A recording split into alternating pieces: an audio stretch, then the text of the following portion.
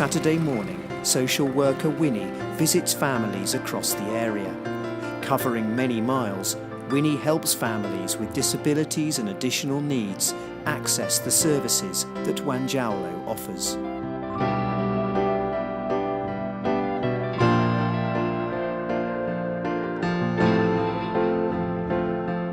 This is the story of Wanjawulo and the people who make it truly special.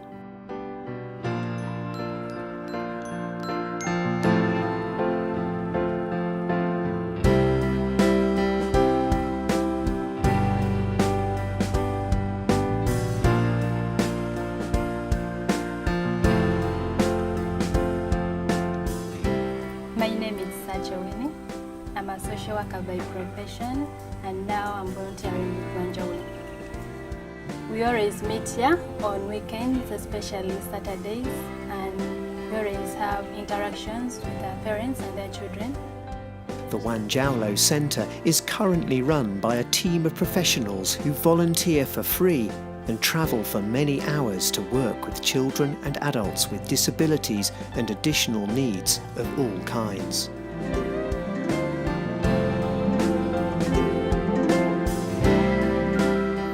It's a family centre, it's a community group. They have a meal when they come to sessions, so it's also a real social event to come and have a session at Wanjawulo. Before Wanjawulo, there was nothing here for children with special needs. Wanjawulo is the first project in this place, taking interest of children with special needs. If Wanjawulo was not here, many of these children would be dead by now or would be hidden somewhere. There's lots of challenges for children that are living in this area of Uganda with disabilities. It's an area that is very poor, especially in the countryside and the rural areas, and that means that the family's priorities are to go out and work, and if their children can't go out and work, then that means that they're left all day, every day in their homes on their own. The coming of Wanjawulo has brought light. Some parents are getting to know that disabilities could be caused by many factors.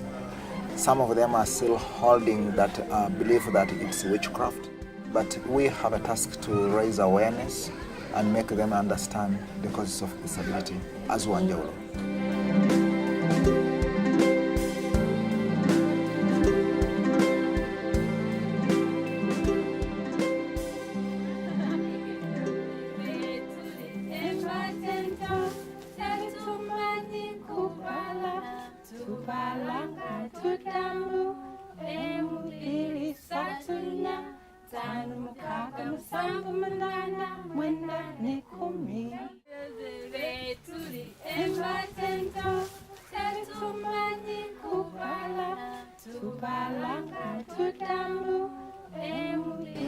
Without Wanjawulo, I think it will be a darker age, dark time for many of these children.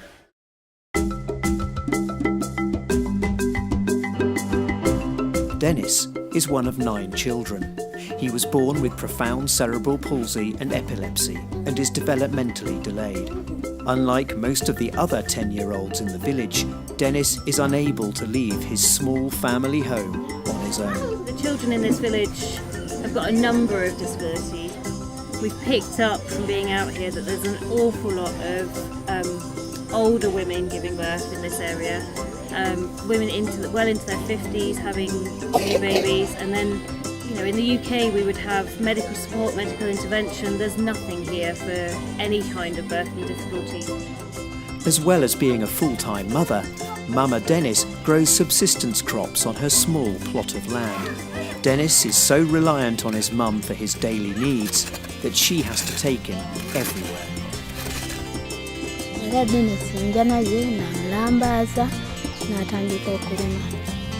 Wanjawulo offers Mama Dennis important access to sensory, physio and speech and language therapies, all provided completely for free by volunteer specialists and trainees.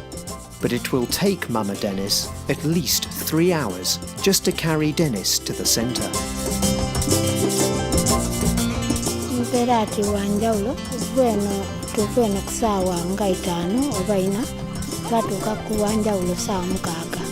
oba musanvu mpera atiidde ne simubeeka ku mugongo nga n'atambula naye aye era olugendo lunkosa kubulanga kyakukola. At Wanjawulo, Winnie and the other volunteers can offer the only support Dennis is likely to receive to help him communicate and interact with those around him.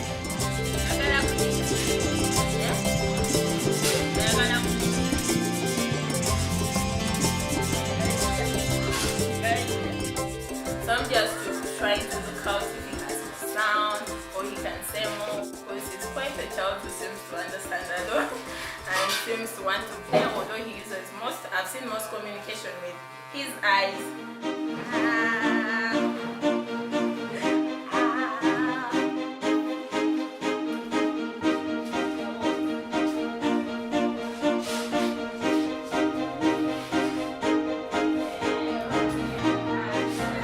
Right here, I'm making sure that the mother learns how to position the child at home, so we're monitoring how she handles him.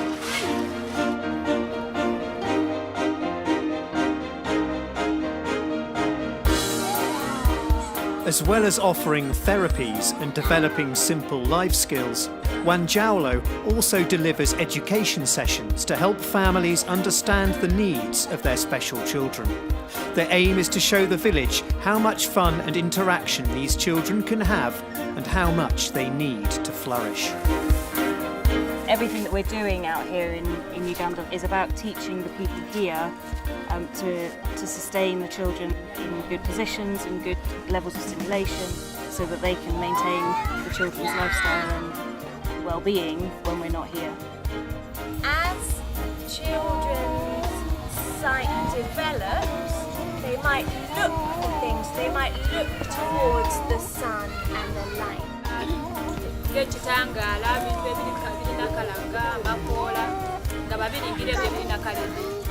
And touch is our largest sense because it's all of our skin.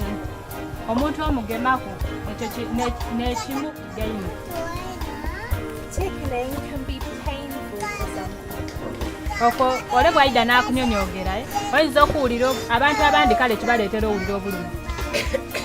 But massage is really calming. We've been really alert all the way through to being respectful to the community and finding a balance between what we do in the UK and how that can work for them here. So some children may never have the opportunity to feel different textures or to smell different smells. Vibration is one of the biggest ways that we can help someone be alert of their body. And so that's the same for us for tickling. So we've got, if we put it on our hands, suddenly she becomes really aware of where her hand is. And by popping it on her nose,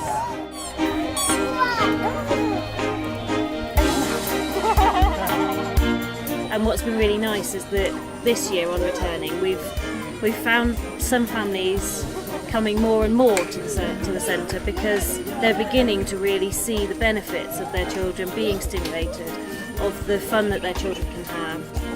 You'll never see a difference in a special needs child in 1 or 2 visits, but if they come more and more, they're going to see changes and developments in their children that they didn't think were possible. Wanjawulo has been growing steadily for just a few years. Now it is established in Busu village. The next phase is to create more opportunities for the children to develop basic body skills. Part of this second phase is to create a sensory play trail. This is the balance area, and we're trying to incorporate learning within it and numbers. We've got stacks of 1, 2, 3, 4, and we're going to be numbering all the tyres. But it's basically a climbing frame for children who find it very difficult to climb. Acquiring the materials we need has been one of the biggest challenges. Getting the tyres was quite troublesome because they use tyres till there's nothing left. So they were the most costly part, in fact, which was quite a surprise.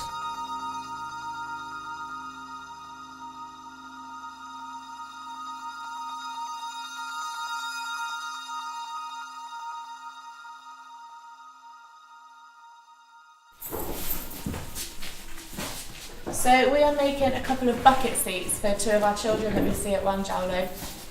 We literally went to market and bought 2 buckets, and we've got a man to cut them into this position. And now we are trying to fashion a seat out of them. So the children that we're doing them for aren't able to sit up by themselves properly. They need to work on their core muscles. And having these seats is going to really help them work on their core muscles and be able to sit up eventually by themselves. I'm going to help. Put it around top. That's the way. Well done. So this is Betty. She comes to Wanjawulo. She lives just behind here actually, so she's here all the time. As you can see, she has Down syndrome. Very able, very funny, very lovely, and very helpful, aren't you? This is Nicholas, who also comes to Wanjawulo. His dad is Noah, who's a builder, so again, Nicholas is around all the time. Should we put this on here? Go on then. Make it look all nice.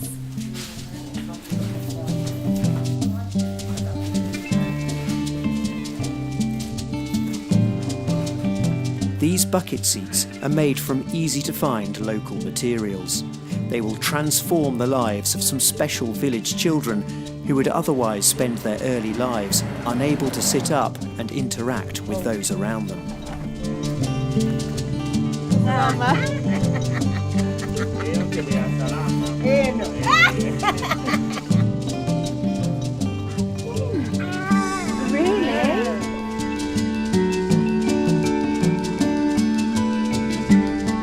So this is Salama. She is 2 years old and she has cerebral palsy.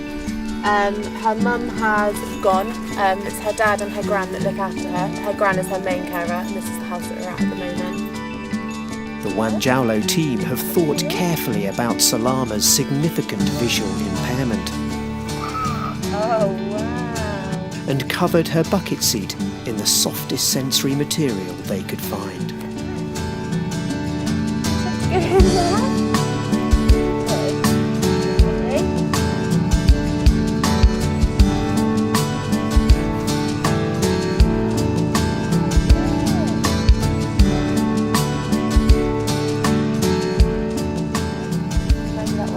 And then some bits of foam to go outside the hips as well. Yeah. Luckily, we've had 2 bits of pink foam, which actually fit pretty perfectly down the side of her hips. This will keep her legs together and won't let her hips fall out of place at all. And also, because she's quite small, it's big enough to help her chest stay upright as well.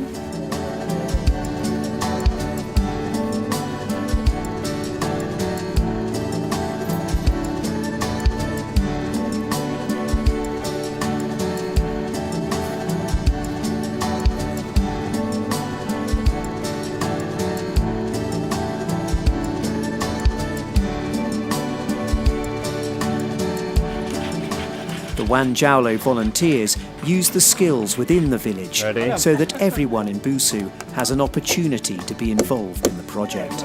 Ready? Go.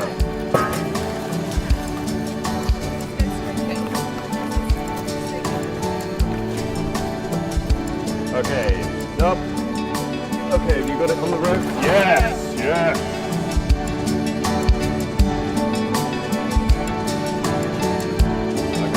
Got it, hold there.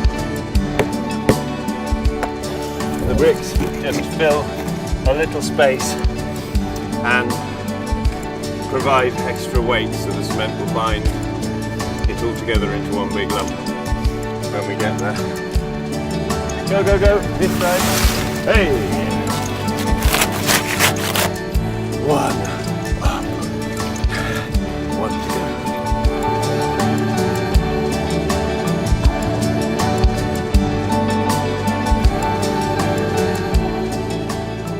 Okuzimba wa mpulira bulungi okuwula okuzimba ekifo kino nkyebaza nnyo kubanga kituyamba eyo yenkulankulana gyetwagala mu kyalo jamuki mu maiso abakulembeze baife bano abatuleetako akantu kano babe nga bajja mu maiso nokola okulankulanya ekitundu.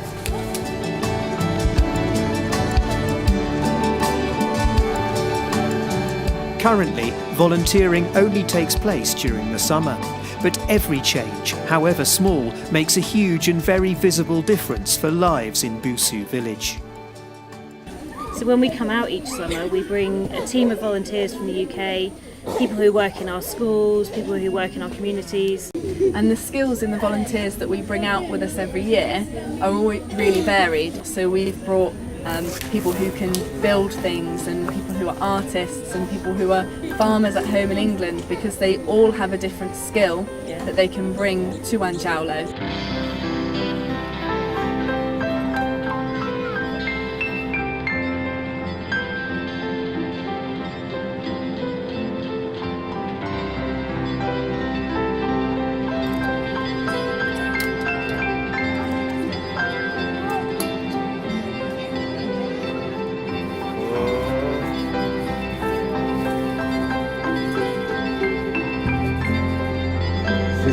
This is good.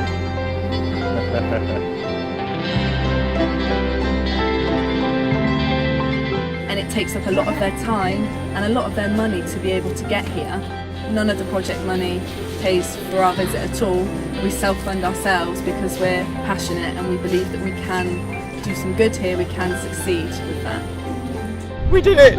Yes, it is up, and if slightly monstrously oversized, it is done. And it's a really good basket swing, and the children are loving it.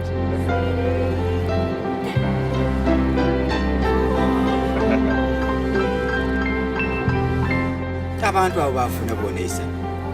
Era omulimu gwe tukola gano nze ndi wa byamawulire okutambula mu bantu abo. Era n'abatambuza kutuligamu kule muti gw'omukaaga era ne bazaire besitasi sama. They help to move children out of their caves, where their cages where they have been kept for many decades, unseen and denied access to social services.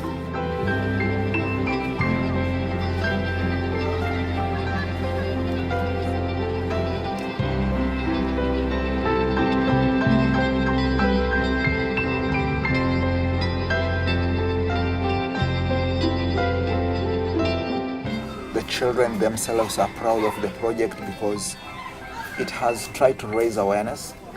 It's making some good progress in area of making parents appreciate their children as children with disability. So Wanjawulo is playing a great role.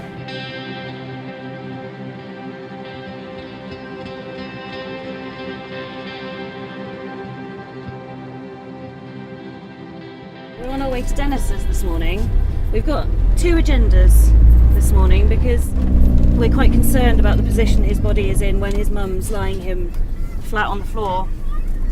So we've made a cushioning system that she can have in various different positions. Our second agenda this morning is to see what we can find out about where Jonathan is. Jonathan is Dennis's nephew, and it seems as if he's disappeared from the village all of a sudden. Jonathan is a 4-year-old little boy with albinism, so he's quite different to the rest of the village. In other parts of Africa, albinos are very much a vulnerable group within society. There's a generalised belief that the blood of an albino can cure an awful lot of diseases and ailments, so they get tracked, and they can very often be found with missing limbs because witch doctors have taken limbs from them.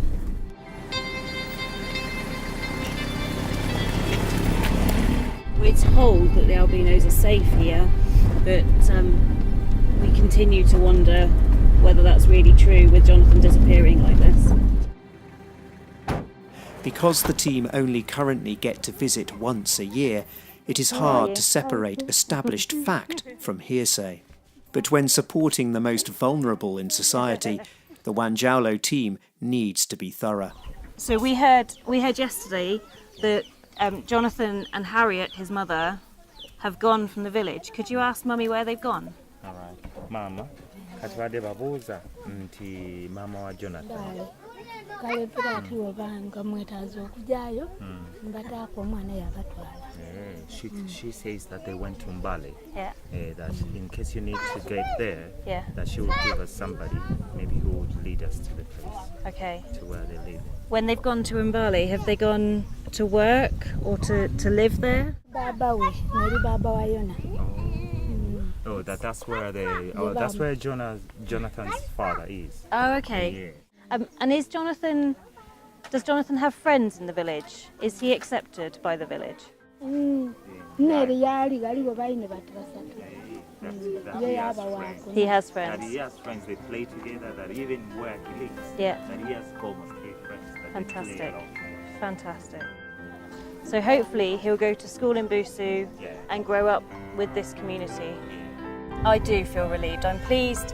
I mean, we'd heard that Jonathan was accepted by the village, but we're really pleased that he really is accepted by the village. And we'd never seen the father of Jonathan, so I'm pleased that the mother and father are still together and they're separating their time between the two villages. With their mind now set at ease, the Wanjawulo team can now move on to the next item on their agenda, setting up Dennis's new positioning system. We've brought you the mattress and the cushions to help Dennis be in a good position, and we'll show you how to do that. Dennis gets quite a lot of chesty coughs and chest infections, so raising the top end of the mattress for him will allow him to drain his chest a little bit more and to stop him from choking on his saliva in his sleep. There are huge benefits in these simple positioning systems. They are made from locally sourced materials at minimal cost. This means the Wanjawulo team can support a number of highly vulnerable children, including 4-year-old Venetia. So Venetia needs a sleep system and a positioning system for the daytime as well. As you can hear, she's quite chesty. She has cerebral palsy and quite a profound scoliosis, meaning that her lung is being crushed, therefore she cannot breathe properly. In rural villages such as Busu, there is no social or medical care to support children like Venetia with complex medical needs. Their only support comes from charities such as Wanjawulo. And sometimes, even the best efforts of organisations such as Wanjawulo cannot change everything. And sadly, Venetia died of complications soon after this film was made.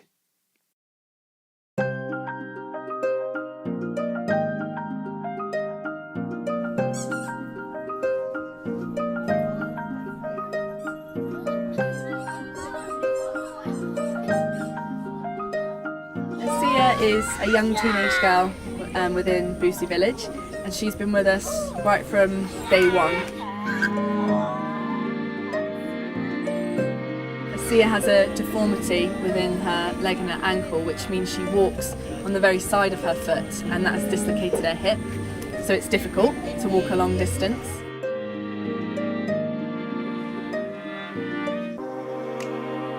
Asiya has a challenging life. It can be very isolating for her. Her family go out to work in the day, they go out to tend to the cows and in the garden, and Asiya can't keep up with that pace of work, and she's not able to access an education here in the village either. So she stays on their small family compound and she waits for them to return at the end of the day. It's very isolating for her, it's very frustrating, and it must be very boring as well.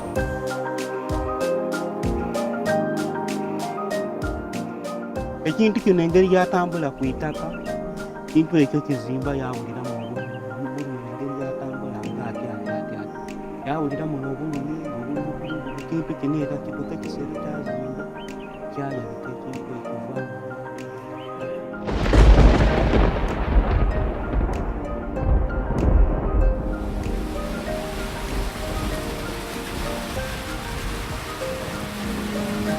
Some parents are getting to know that disabilities could be caused by many factors. Some of them are still holding that belief that it's witchcraft, but we have a task to raise awareness and make them understand that children with disabilities need to be recognized, need to be brought to the center of society.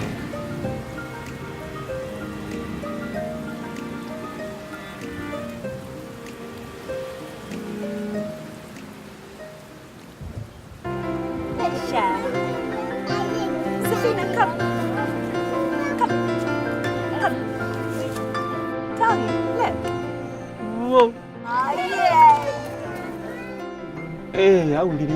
awulira bulungi ngaidyeko mubaine yawe baine emikwano egyo kuboneka bulungi.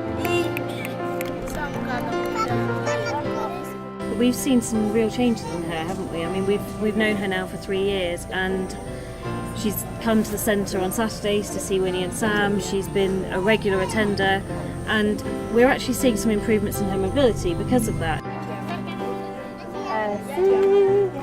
Good girl, good touch, girl. That's it.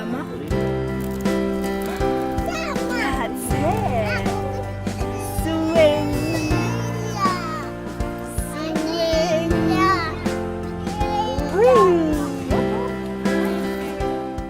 Era yena mulembe batuuka mukuku ng'omuntu wandibwaine omuntu akwotyawo n'omukwano gwange tampanyeko naye kansano.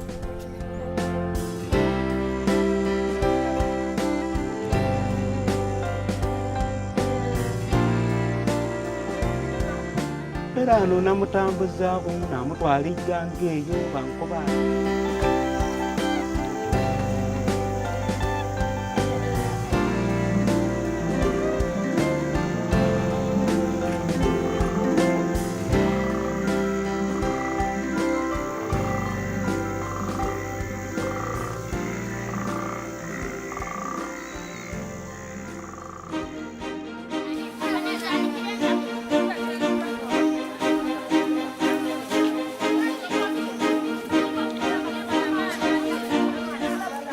During the winter, the village suffered a famine that saw many vulnerable families struggle to survive. Wanjawulo has paid for a village celebration to help bring the community together and deliver some supplies to help see families through another, possibly difficult, year ahead. Mostly it will be clothes for parents and children, and then we went and collected some AfriPads as well for the mums and the older girls that need them. They're reusable sanitary protection. We've supplied some pants as well so they can use them, and they should last the whole year. Do you think they will fit for Fide's mum? I feel like she's a bit taller. Yeah, I think they're a bit small. It's very difficult for them to get hold of clothes, especially for the children, because the children are running around, they get worn out very quickly, and a lot of the families don't have much money to go, and town is a long way for them to go and travel to. And in terms of sanitary protection, they've got very little access to it at all. So being able to have something they can reuse for the year until we come back and can give them the opportunity again will be great for them.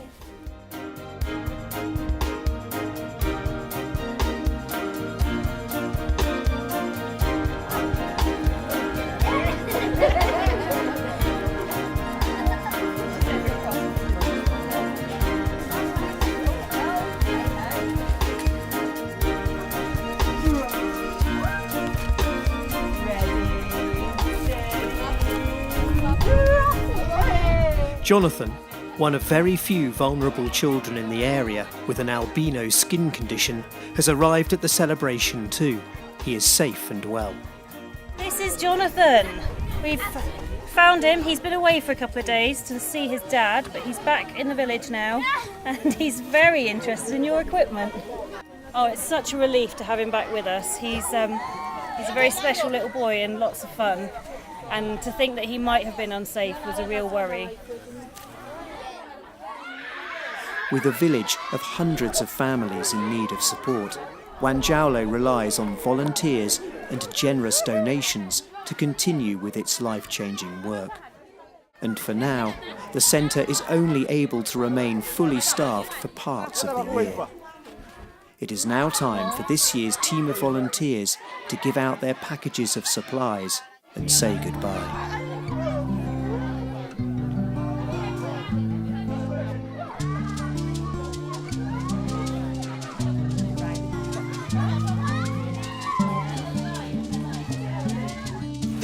Vicky. Right, Vicky for you and for Mummy. Thank you very much. No worries, thank you. Okay. Dennis. Thank you. Keep smiling. For Dennis, Salama, Asiya and the many other vulnerable children in and around Busu village, the continued existence of the Wanjawulo Centre means they now have a chance in life. The chance to make progress, to interact with their community, to develop vital life skills, and the chance, even simply, to survive.